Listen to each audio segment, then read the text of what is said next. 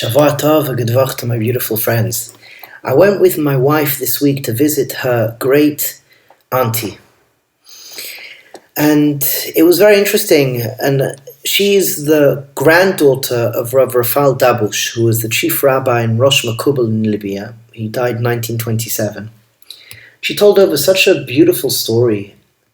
The story goes as following, that my wife's great-grandfather, his father, and Rav Rafal Dabush's father, Rav Friedrich Dabush, three of them used to learn together on the roof. They used to learn together on the roof in Libya. They had flat roofs, and they had a room on the roof, and they used to sit and learn throughout the night until the morning.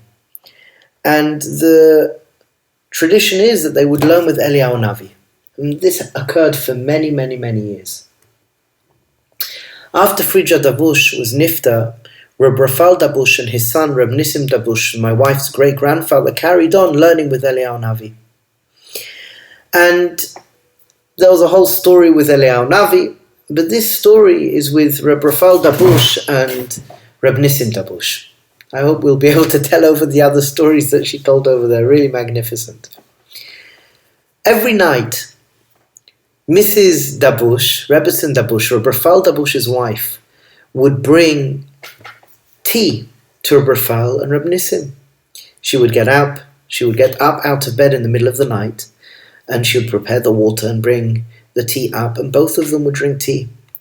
And one day, Reb �賀𝕚𝕚 Dabush noticed something that his father would do every single night, night in and night out.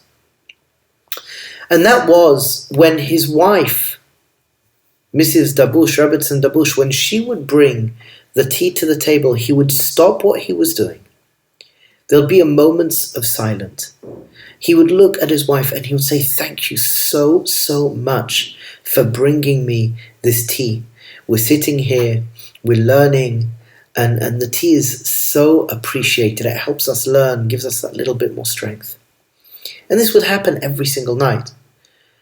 Reb �賀𝕚𝕚 Dabush turned to his father and says, "Abba, I don't understand. Mommy brings the tea every single day. You know she's going to bring you the tea. Yet you say thank you as if it's the first time she's brought you the tea. Why?" Reb Rafal looked at his son Reb �賀𝕚𝕚 and said, "Listen, I don't expect anything. I don't have any expectations, and everything that anyone does, it's as if it's the first time. When I'm learning, when I'm davening, it's as if the first time I'm learning and davening. And your mother, she doesn't have to bring me this tea. I don't expect it. Every time she brings me the tea, it's as if it's the first time she's brought me this tea." And I acknowledge that. I stop and I just look at her. You're amazing. You didn't have to do that. I didn't expect this. For you to get out of bed in the middle of the night, and then she goes to bed back afterwards, to bring me the tea, it's the most unbelievable thing. And I can't take that for granted. And this moved Reb �賀𝕚𝕚 Dabush. He was a person who lived with such deep, intense gratitude. And it could be that this is where it came from. And when I heard this story, it definitely moved me.